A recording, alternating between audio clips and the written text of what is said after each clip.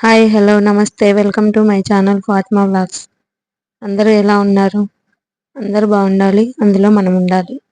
ఈరోజు మా ఇంట్లో బగారా కదండి, వెజిటబుల్ బిర్యానీ, వెజిటబుల్ పలావ్. దానికి కావాల్సినవి టమాటా, పచ్చిమిర్చి, ఉల్లిపాయలు, క్యారెట్, క్యాప్సికమ్, అల్లం వెల్లుల్లి పేస్ట్, బీట్రూట్. బియ్యం కడిగి పెట్టుకోవాలండి. పొయ్యి మీద గిన్నె పెట్టి ఆయిల్ వేసి అందులో ముందుగా ఉల్లిపాయ ముక్కలు వేసుకోవాలి. ముక్కలుగా తరిగి పెట్టుకొని ఉన్నాం కదా, ఉల్లిపాయ ముక్కలు వేసుకోవాలండి. ఉల్లిపాయ ముక్కలు బాగా వేగాక కొంచెం అట్లా ఎర్రగా వచ్చేసాక అందులో ఇది మెంతి కూర వేసుకోవాలి. ఎందుకంటే మెంతి కూర ముందు వేసుకునేది పచ్చివాసన పోయిద్ది, లేకపోతే చేదు వస్తుందండి. లేకపోతే అందుకని ముందుగా మెంతి కూర, కొత్తిమీర, పుదీనా అవి వేసుకొని పచ్చిమిర్చి కూడా అందులో వేసుకున్నాము. తర్వాత అది బాగా కొంచెం వేగాక అల్లం వెల్లుల్లి పేస్ట్ అవి వేసుకోవాలండి.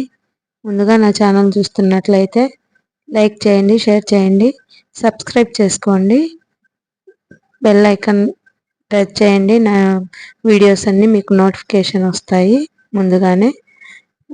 అట్లా బాగా వేగిన తర్వాత దాంట్లో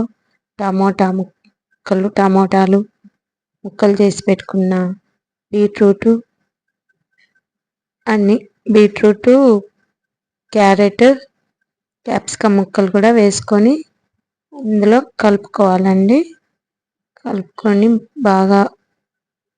అన్నీ బాగా కొద్దిగా మగ్గనివ్వాలి. అందులోనే కొంచెము ఉప్పు, పసుపు, కారం వేసుకోవాలి. ధనియా పౌడర్ కూడా వేసుకోవాలి. వేసుకున్నాక చూడండి, ఇంకా వేయలేదు, ఆ ముక్కలన్నీ వేగాలని వేసి బాగా వేగాక అవి ఉప్పు, పసుపు, కారం వేసుకోవాలి. నిన్న పెట్టినటువంటి రాఖీ పండగది వీడియో బాగుందని చెప్పి అందరూ కొద్దిగా వ్యూస్ బాగానే వచ్చాయి. అందుకు నా సబ్స్క్రైబర్స్ అందరికీ నా తరపున నా ధన్యవాదాలు, థ్యాంక్స్ అండి. ఇంకా టమాటా ముక్కలు అన్నీ వేసి బాగా వేగిన తర్వాత అందులో మనము 3 గ్లాసులు బియ్యం కడిగి పెట్టుకున్నాను నేను పక్కన. ఆ 3 గ్లాసులకు ఎసరు అంటే నీళ్ళు 1 గ్లాసుకు వచ్చేసి 2 గ్లాసులు, అంటే నేను పాత బియ్యం తీసుకున్నాను. అందుకని చెప్పేసి నేను 2 గ్లాసులు చొప్పున నీళ్ళు వేసుకున్నానండి.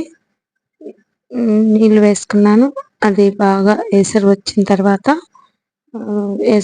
తర్వాత అందులో మళ్ళీ తర్వాత కొంచెం ఉప్పు వేసుకోవాలి మనకు తగినంత. ఎసరు కాగిపోయిందండి. ఇంకా కడిగి పెట్టుకున్న బియ్యం వడబోసుకొని అందులోకి వేసేసుకోవాలి.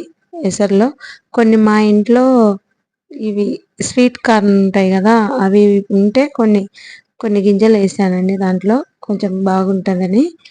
అందుకు మీరు ఎలా వెజిటబుల్ పలావ్ చేస్తారో కామెంట్ పెట్టండి.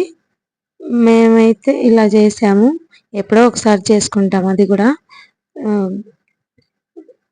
మార్నింగ్ టిఫిన్ కోసం అని నేను చేశానండి ఈరోజు.